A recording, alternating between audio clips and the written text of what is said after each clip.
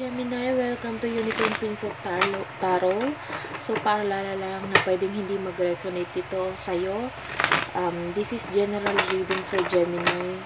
So, kunin nyo lang kung ano yung magre-resonate. Kung hindi ka nakaka-relate sa mga sinasabi ko, ibig sabihin lang nun ay hindi para sa iyo itong reading na ito. So, feel free to like and subscribe to our channel para makasunod ka sa mga susunod na video ko. Okay, so that is your energy for you, Gemini, and kunin natin yung main energy naman para sa partner mo or sa person mo. Okay, your person is the King of Swords, and your energy is the Ten of Wands in reverse. Something is ending here with you. Para lang general reading ito. So, pwedeng energy mo or energy ng person mo yung nakukuha ko. Kung ano na lang yung mag-resonate. Kung may sinabi akong ginawa mo pero alam mo namang hindi mo ginawa or alam mo yung person mo yung gumawa. Kung ano yung mag-resonate, alam mo na yun. Ikaw na ang bahala mag-adjust. So, ano yung hindi ko kukunin ito. Kunin natin yung guidance para sa inyong dalawa. This is Romance Angels deck. Ayaw magbigay. Ayaw kayong bigyan ng Romance Angels deck. Shuffle ko lang. Okay, game. Guys, what do I have for picture? Guys, okay. I'll take that. Unang lumabas. Playfulness. To recapture romance, allow your inner youthful spirit of fun to shine. So, nakikita mo si person mo, nakikita mo siya na parang walang pakialam as of the moment. Parang wala siyang pakialam sa'yo. Parang feeling mo, hindi ka niya binibigyan ng halaga sa kung ano man yung pinapakita mo sa kanya. May cycle na nag-e-end dito with the Ten of Wands in reverse. Pwedeng sa'yo, nakikita ko parang may nag-end. Okay? Some of the Gemini, yung ending na yon maganda. Maganda yung kung bakit nag-end yon. Maganda yung resulta or maganda yung sinasabi dito sa ending na to. Parang may umalis. Either you or your person mo may umalis sa sitwasyon. What is with the Knight of Swords, please? Okay. Atong taong umalis na to, nagkaroon siya ng courage para gawin yun, lahat ng yun. This is a cycle ending. And, kaya ka umalis para pumunta dito sa person mo. I mean, if you have lived a situation, pwedeng nakipag-break ka sa partner mo or may ending na nangyari sa sarili mo, umalis ka sa sitwasyon na yon para magbigay or maghanda sa sarili mo at i-open ang sarili mo dito sa taong to, dito sa person mo. Ay, paalala lang, pwedeng ikaw or yung person mo yung gumawa ha. Pwedeng yung person mo ang may ending na nangyari, nakipag-break, ganyan. Oo. Yung person mo, nakikita ko siya as someone na open yung mind, willing to take risk. Minsan yung risk na ginagawa niya or pagdating sa love, yung person mo yung tipong utak muna bago puso. Oo. Siya yung tipo ng tao na ganun eh.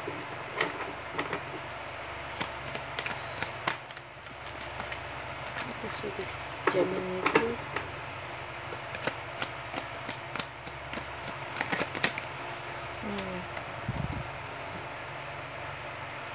In your mind, may gusto ka pang i-develop. Okay? Pero yung feelings mo sa person mo, hanggang ngayon nandun pa rin, pinangahawakan mo. Meron ka nga lang pang gustong i-develop sa sarili mo, with the Sun and with the Queen of Wands. Parang gusto mo pang may either magpaganda pa or ayusin muna yung sarili mo before you come to this person. Okay? Or before you commit fully pa. Pero this will be fast. Okay? Two of Pentacles, merong ka lang gusto pang balansehin sa sarili mo. Pero itong pagsasama or connection nyo, magiging mabilis lang, magiging madali lang para sa inyo. Kasi you are both playful in a way na hindi kayo nagpapadalos-dalos, parang nagpapakasaya pa kayo sa kung ano yung buhay nyo ngayon. Okay? Kung ikaw may tinapos kang cycle, it's time for you to build yourself. Okay? Kung yung person mo yun, yung nakipag-break or may tinapos siyang cycle sa sarili niya, may tinapos siya sa sarili niya, nasa stage siya ng naglalaro pa siya or inaayos pa niya yung sarili niya. Ini-enjoy pa niya yung kung ito ay binata pa or kung ikaw ay dalaga pa, meron ka pang ini-enjoy sa sarili mo. So, sinasabi lang dito na i-balance mo yung buhay mo. Wag ka masyadong magmadali. Pero kahit hindi ka masyadong magmadali, may magiging mabilis dito. Kunin lang natin yung mangyayari sa first week of October para sa'yo, Gemini, at sa person mo na nasa isip mo ngayon.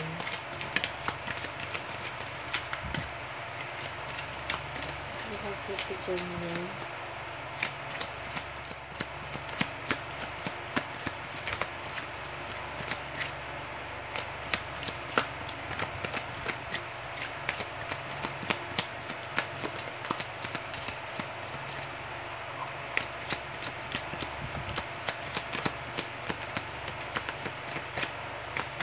Okay.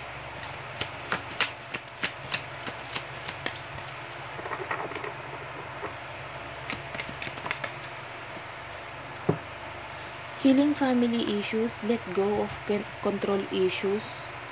Allow the situation to unfold naturally. Sa healing family issues, your love life benefits as you forgive your parents. Okay? So, pwedeng yung naayos mo sa sarili mo is regarding with the family issues.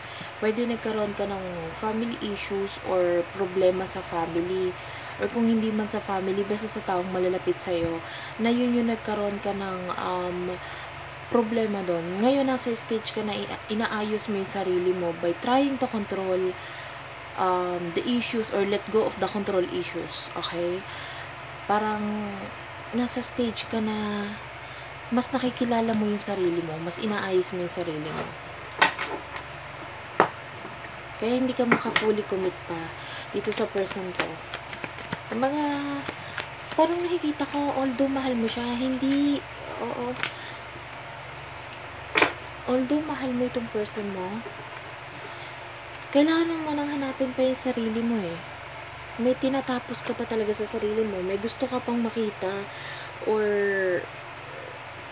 may gusto ka pang ayusin sa sarili mo. Pwedeng pera, gusto mo pang umunlad kung ano man yung business or pinagkakakitaan mong job mo ngayon. Pero yung person mo, nandyan lang siya lagi sa tabi mo. Hindi ko rin nakikita yung person mo na parang I can see your person na tinutulungan ka when it comes to money. So, pwedeng yung person na to, job related or money involved, o ang tawag dito, parang may negosyo kayo, ganyan. Pwedeng may ganun. Or binibigyan ka ng business advice. Or, pwedeng yung ibang Gemini dito, connected kayo ng person na to sa pera.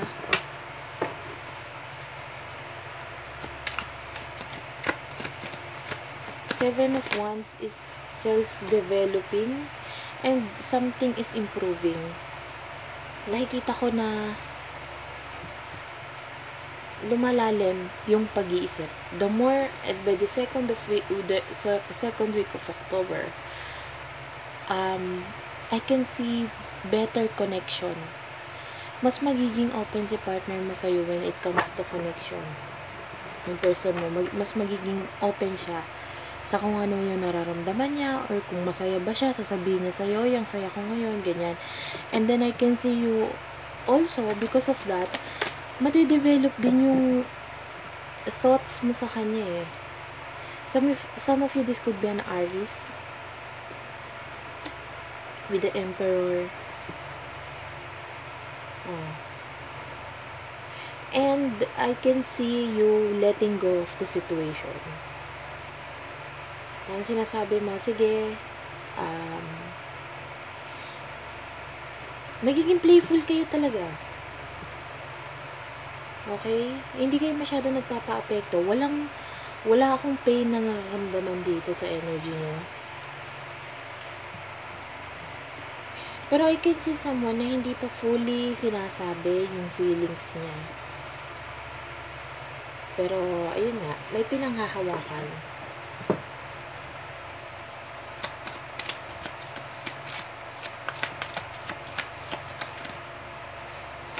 Maganda yung sinasabi when it comes to finances, Gemini, pagdating ng October. Kasi you're leaving the negativity behind eh. Hindi tinatapos mo na kung ano man yung negative na nangyayari sa buhay mo. Past life relationship, you have known each other before. This could be your ex, or this could be your ang tawag dito, this could be your ex, this could be your friend. Okay, etong person mo na ito, hindi siya new person. Kumbaga, kilala mo na siya dati pa. Kaya, may playfulness, may asaran na nangyayari. Masaya yung energy na nararamdaman ko dito. At saka yung mga negativity nga, natatanggal mo sarili mo. Natutunan mong ayusin pa yung sarili mo. Yung kung ano pa yung magiging better sa'yo, inilalabas mo yon. Also, may nakikita ko dito mga Gemini na nakakatulugan na lang yung pag-iisip sa taong to. Or kung may connection kayo, nakakatulog ka na lang ng nakachat mo siya, ganun. Pero meron kang mga pinanghihinayangan, Gemini. Ano yung pinanghihinayangan na yun? Pwedeng some of you hindi nakapagtapos sa pag-aaral. So, medyo pinanghihinayangan mo yung mga nawalang mga times or mga nasayang na time. Kung hindi nakapagtapos sa pag-aaral, pwedeng yun nga. May mga pinanghihinayangan ka na mga kaya mo pang gawin sana noon.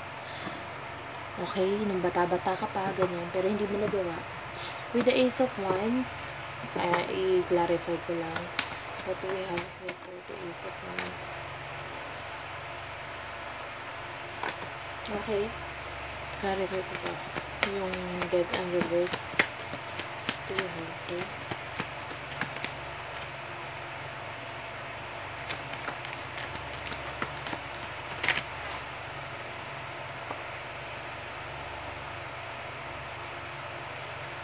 Once na natapos mo na yung journey mo, I can see an offer. Itong taong to, kung siya ay lalaki, unti-unti na siyang lalapit, manliligaw na siya. Magbibigay na siya ng offer. Pag completely nakuha mo na yung sarili mo,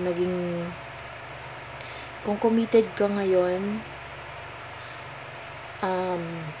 pag naging, kung committed ka tapos may breakup na mangyayari, kasi pwedeng breakup nga itong nangyayari dito sa Ten of Wands.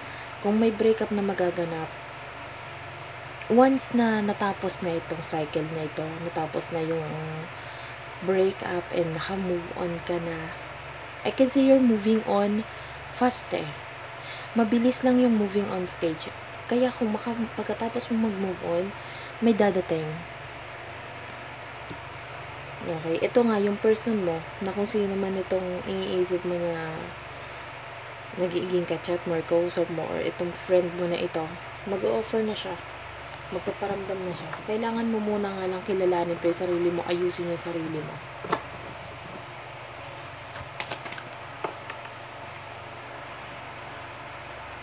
And I can see with the Ten of Cups, ang masaya eh. Oh, masaya. Pero hindi pa nga lang ito yung stable na sinasabi na magpapaka-fully commit ka dito sa taong to. Wala pang stability na nangyayari. Wala pang, kumbaga, okay, magkakaroon man tayo ng relasyon, pero magiging masaya tayo sa relasyon mo to. I-enjoy muna natin. Syempre, wala pa yung thoughts na parang, forever na ba, ganyan. Wala pa sa inyo yun. Nagiging mapaglaro pa lang kayo.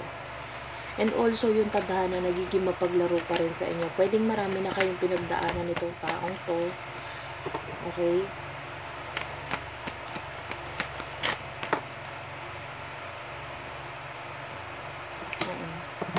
Pero you will start to build yourself better with this person. The more na tumagal yung relasyon nyo, the more na magkakaroon ka ng tawag dito, parang more pangarap. Matatagdagan yung goals and mission mo sa life mo with this person. Kumbaga, isa siya sa magiging rason kung bakit makikilala mo yung mission, malalaman mo yung mission mo sa mundo. Pwedeng itong taong to sobrang bait sa I can see hayop or animal lover. Okay, again, this is not for all Gemini. Pwedeng animal lover itong person mo. Kung hindi man mabait siya sa tao. Basta kung bakit madadagdagan I see new love. Kunin natin ito. Kunin muna natin ang anong masasabi nitong Romance Angel deck para sa'yo. Spirit Guides. Ito na. Worth waiting for, calling in your soulmate. So, ayun nga. Calling in your soulmate, pwedeng this person is your soulmate. O yun nga, kasi nga magkakaroon ka ng reason or magkakaroon ka ng ang tawag dito, makikilala mo yung sarili mo or malalaman mo kung ano yung mission mo sa mundo or madadagdagan yung mga goals mo sa buhay. Kasi itong taong to, isa siya sa magiging malaki ang parte sa buhay mo eh. Hindi siya yung basta come and go na relasyon or boyfriend or girlfriend relationship na basta lang. Maganda yung magiging relasyon nyo eh. And this is worth waiting for. Divine timing is at work in your life. Okay, so if this is a soulmate connection, malaramdaman mo yon, malalaman mo yon, kasi meron kayong special na connection, or kung may feelings ka na sa kanya mo lang nararamdaman, may parang tali na hindi ka makaalis sa kanya kahit anong saan siya pumunta, alam mong siya lang yung nakakapagbigay sa kanya sa'yo ng feelings na gano'n. And yun nga, tingin niya sa'yo, you're someone na worth waiting for. Kahit saan ka pumunta or anong gawin mo, maghihintay siya.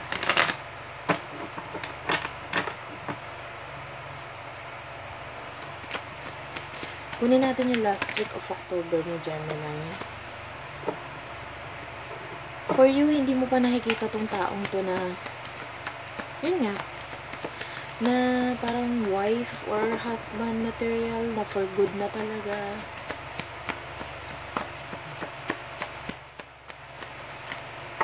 Pero malaki ang magiging role niya para ma-develop mo yung sarili mo, para mas lalo kang gumanda or ang tawag dito, parang mas lalong umayos ka as a person. Malaki ang magiging papel niya doon. Seven of Swords and Seven of... Ito. Seven of Cups and Seven of Swords. Dalawang 7. Wait lang guys. Okay, I'm back. So, sinasabi dito, do not give up. Kung regarding sa pangarap mo, or regarding sa gusto mo, huwag kang mag-give up. Yun ang sinasabi dito.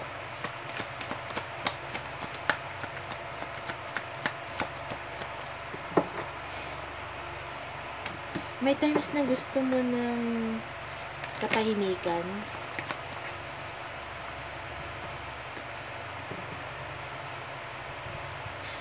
The good thing about that is that komportable ka sa taong to. Pag mag-isa ka, kasama mo siya, nandun yung feeling mo ng peacefulness. Okay? So, pag may times na gusto mong mag-out of this world muna, yung parang, okay, pahinga muna ako sa lahat ng bagay, gusto ko muna mag-stress free, upo muna ako sa halimbawa sa Starbucks, ganun ba? May feeling na nagdi-deep thoughts ka. Etong taong to, nabibigyan ka niya ng parang sense of comfy. Parang komportable siyang kasama para sa iyo. Hindi siya yung tipong nakakagulo. This person sees you as someone beautiful, and you're good at money, and you're good sa kung ano man yung ginagawa mo. You're not good, you're not only good, but for him or her, you are someone na nag-e-excel, lalong gumagaling. The more na tumatagal ka sa sitwasyon mo, or the more na inaayos mo yung sarili mo sa ginagawa mo, lalo kang gumagaling para sa kanya. Nakikita niya yung improvements mo. Lalo sa pera, nakikita niya, ang galing naman itong taong to, parang ang galing naman ito sa pera. Oo. Okay, 10 of Pentacles and Ace of Cups. Ang ganda. Kasi at the end of the day, itong taong to, buo yung pagmamahal sa'yo. And by the end of October, okay, time is fluid, so pwedeng hindi end of October.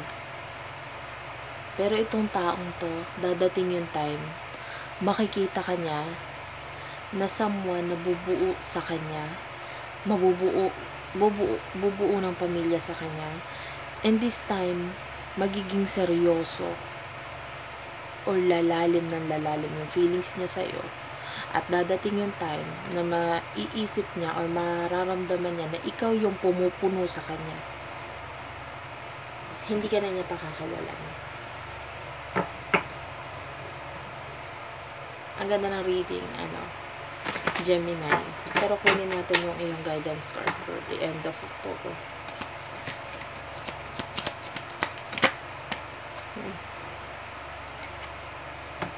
Release your ex. Okay, yun nga. Kung nasa may baggage ka pang dalang-dala ngayon, o meron ka pang boyfriend ngayon or girlfriend na hindi naman maganda, masyadong toxic, pay attention to the red flags. The sign are cautioning you. Ayun na. Release your ex and pay attention to the red flags. Kung palagay mo nasasaktan ka na masyado ng ex mo or ng person mo, or kung hindi ka pa, kung either may karelasyon ka ngayon or katatapos lang ng breakup, hindi ka pa fully recovered or naka-move on, mag-concentrate ka sa sarili mo, mag-move on ka na. Parang ganun yung sinasabi. Or kung hindi mo pa nare-release itong dapat mong i-release mo na. Magbigyan mo ng atensyon yung mga maliliit na bagay na alam mong masama or mali. Huwag kang masyadong maging mabait pagdating dyan. Kasi meron ganun eh. Parang sinasabing, ano tawag dito? Yung parang binabaliwala ba nila, masyadong nagpapakatanga. Okay, kunin natin yung guidance para sa'yo. Gemini. For October 2020. Ito na last 4 cards para sa'yo, Gemini. Oh my gosh. Nagugulo ang ating deck, ha? Here for Gemini. Ayusin ko nga.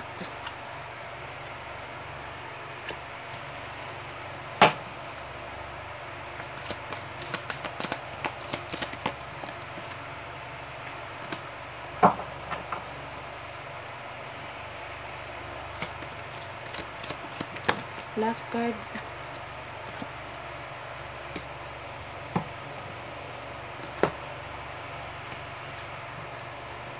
Okay. So, first card na lumabas ay True Love.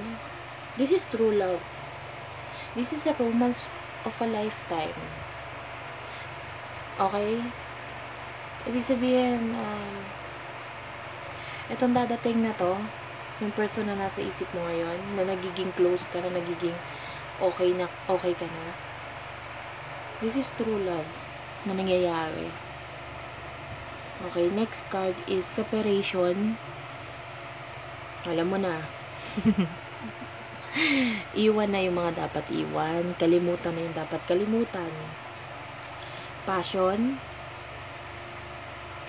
Allow your heart and soul to sing with joy.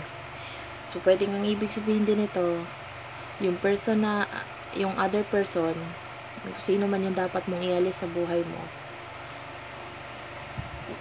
ano na lang sexual, ano na lang kayo. Pwedeng gano'n na nangyayari.